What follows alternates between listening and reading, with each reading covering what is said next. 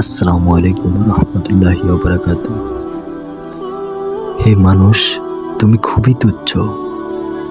তুমি এই দুনিয়াকে দম্ভ অহংকার দিয়ে ধসিয়ে দিতে পারবে না। পাহাড় পর্বত কিছুই করতে পারবে না। আমরা পৃথিবীতে এসেছি আল্লাহর কাজ করার জন্য। হয়তোবা কিছুদিন, হয়তোবা কিছু রাত, হয়তোবা কয়েক সেকেন্ডের জন্য দুনিয়াতে আসছি। দুনিয়াতে এসে আমরা নানান ধরনের রং তামাশা, অনেক খারাপ কাজে লিপ্ত থাকি।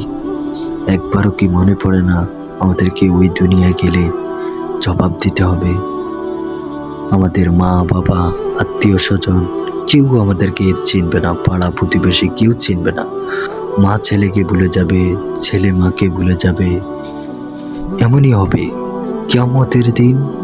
একটা আমলের জন্য সবাই সবার ধারে ধারে ঘুরবে। কেউ কারো কাছে কেউ একটা আমল তারে দিবে না যে আমি জাহান্নামে যাব, তুমি জান্নাতে চলে যাও। দুনিয়াতে অহংকার মানুষকে পতনের দিকে নিয়ে যায়। তোমার ফ্যামিলি, পরিবার সব ধ্বংসের দিকে চলে যাবে যদি তুমি অদম্ভ অহংকার নিয়ে চলো।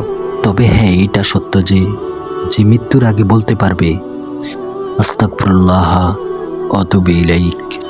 দুনিয়ার কোনো মানুষকে আপন মনে করবেন না, আর দুনিয়াকে খুব করে ভালোবাসবেন না।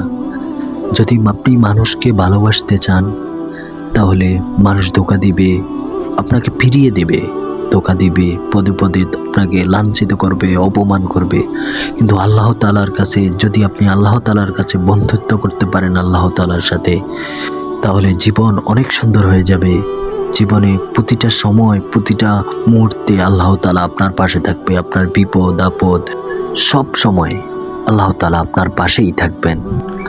দুনিয়ার কিয়ামতের প্রথম ধাপ হলো কবর। এই কবরে যে সুয়াল জবাব ঠিকমতো দিতে পারবে সে অনেক ভাগ্যবান হবে।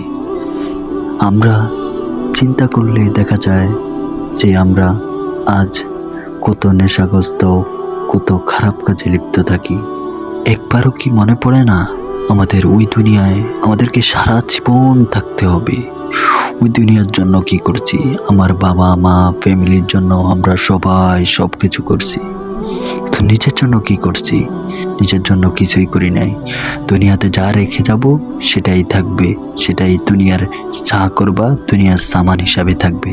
আখিরাতের জন্য যা করবা সেটা তোমার অনন্তকালের জন্য, সেটা তোমার কাছে থাকবে।